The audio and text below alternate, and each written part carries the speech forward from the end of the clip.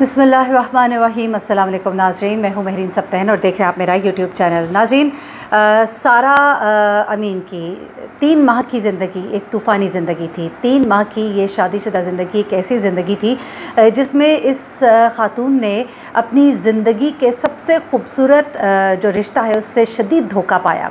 जियो news ने बाकायदा तौर पे इसकी डिटेल्स जो है वो शेयर की है और जियो न्यूज़ की रिपोर्टर जो है उन्होंने इसकी बड़ी तफ़सीलात जो है पूरी डिटेल में जाके बताई। आज मैं आपको इस स्टोरी के अंदर कुछ वो बातें जो मुझे अपने ज़राए से पता लगी और कुछ जो जियो की रिपोर्टिंग है उससे कुछ ऐसी चीज़ें हैं जो अभी तक आप लोग के सामने नहीं आई होंगी। कुछ ऐसी चीज़ें हैं जो अभी जियो ने शायद फ़ाइल भी नहीं की, बस कुछ ज़राए होते हैं तो आपको कुछ चीज़ें मालूम हो जाती है। मैं आपको ज़रा कुछ चीज़ें बताती हूँ।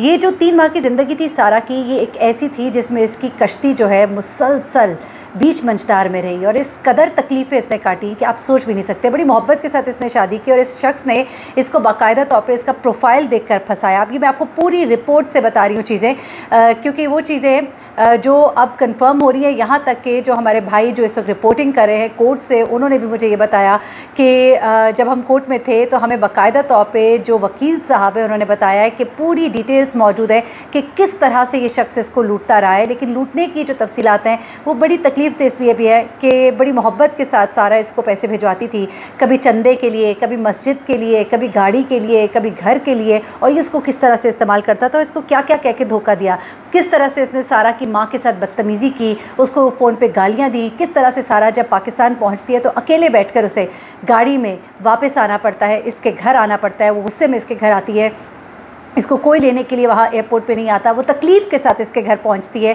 क्योंकि वो इससे ये सब कुछ एक्सपेक्ट नहीं कर रही थी। कोई इसको रिसीव करने के लिए वहाँ नहीं था। जब ये वापस पाकिस्तान आई, नई शादीशुदा ज़िंदगी है और उसमें ये लड़की जो है ये इससे गालियाँ सुन रही है, इसके थ्रेट्स सुन रही है, ये इसको तलाक देने की बातें कर रहा है। ये सब कुछ क्या है ये आज आपको इस वीडियो में बताती हूँ।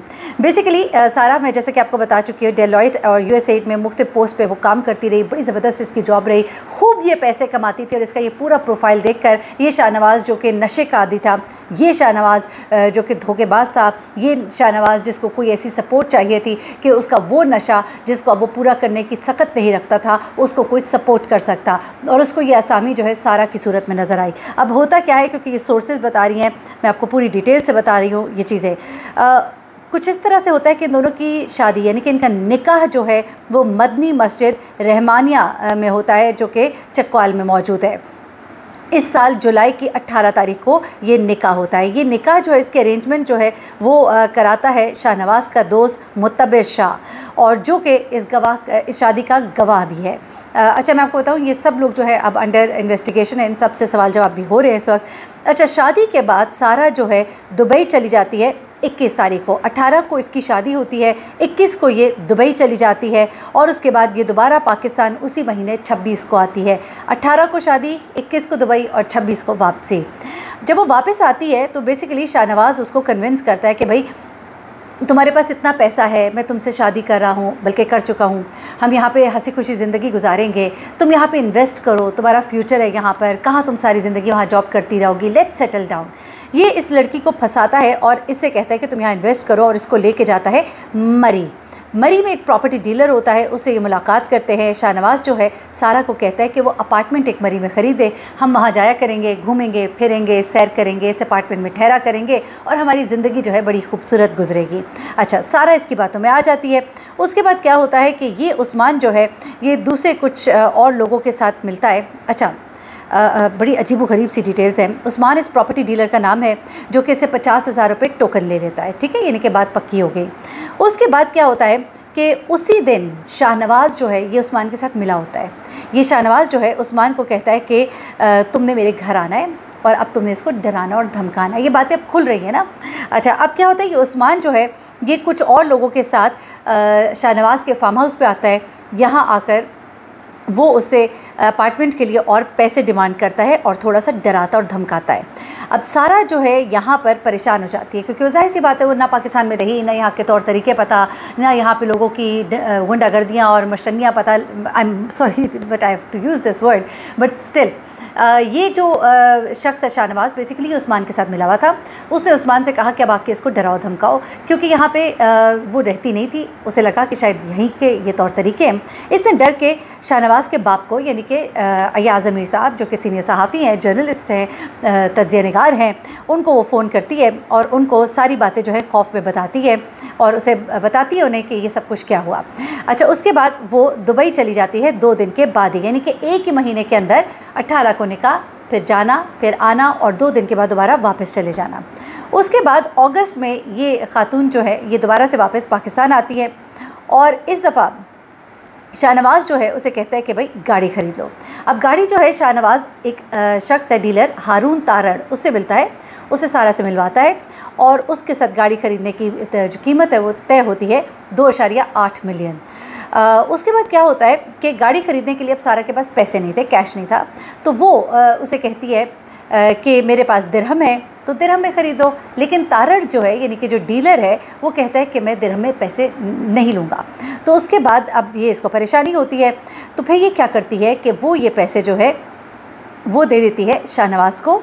70,000 दिरहम शाहनवाज़ को देती है और फिर उसको दुबई जाना होता है तो वो दोबारा से दुबई चली जाती है। देखिए किस कदर चक्कर ये काट रही है। लड़की जो है मजबूर है, मोहब्बत है, अपने शौहर के साथ ज़िंदगी गुजारना चाहती है, आ रही है जा रही है, आ रही है जा रही है, और वो जल्दी में थी, उसके पास सिर्फ दिरहम थे, उसने ये दिरहम जो है शाहनवाज़ को दिए और वो वापस दोबारा से दुबई चली गई। अब उसके बाद क्या होता है कि वो ये पैसे जो हैं इनको क्या करता है कि अपने मामू जो है आलमगीर उनको ये दिरहम देता है और उनसे पाकिस्तानी करेंसी लेता है और तारड़ को 2.8 मिलियन रुपीस देता है और बाकी पैसे अपने पास रख लेता है और ये गाड़ी अपने नाम करा लेता है। उसके बाद इसने मुख्तलिफ़ औकात पे सारा से चैरिटी के नाम पर कभी मस्जिद, कभी मदरसा और कभी गरीबों को देने के लिए बहुत से पैसे लेता रहा। यहाँ से अंदाज़ा होता है कि सारा कितने एक अच्छे दिल की मालिक थी जो गुरबा पर या चैरिटीज़ में पैसा खर्च करना चाहती थी। ये लड़की जो है उसकी बातों में आती रही और मज़े की बात यह है कि अब जो बैंक अकाउंट डिटेल्स जो है उनसे ये पता लग रहा है, जो इन्वेस्टिगेटिव रिपोर्टर है उससे ये बाकायदा निकाली हैं चीज़ें कि वो पैसा जो चैरिटी की मद में वो भिजवाती रही वो तमाम तर पैसा जो है ये शाहनवाज़ खुद रखता रहा और ख़र्च नहीं करता था। अच्छा, उसके बाद इसी टाइम में सारा ने अपने पेरेंट्स को भी फिर अपनी शादी के बारे में इन्फॉर्म किया। ये एक और बड़ी ख़बर है क्योंकि ये डिटेल्स थी कि शायद उसके वालिदैन को ये बातें मालूम नहीं थी, लेकिन यहाँ पे ये बताया जा रहा है कि सारा ने अपने पेरेंट्स को अपनी शादी के बारे में बताया, जिस पर कि वो पहले सख्त नाराज़ भी हुए और नापसंद किया, लेकिन उसके बाद उन्होंने एक्सेप्ट किया और उसके बाद उन्होंने शाहनवाज़ की फ़ैमिली से बात की और फिर इस चीज़ को प्रपोज़ल को एक्सेप्ट किया। इसका मतलब ये है कि अयाज़ अमीर साहब और उनकी फ़ैमिली जो है वो सारा की फ़ैमिली के साथ इन टच थी। ये एक और बड़ा इंकशाफ है इस केस में।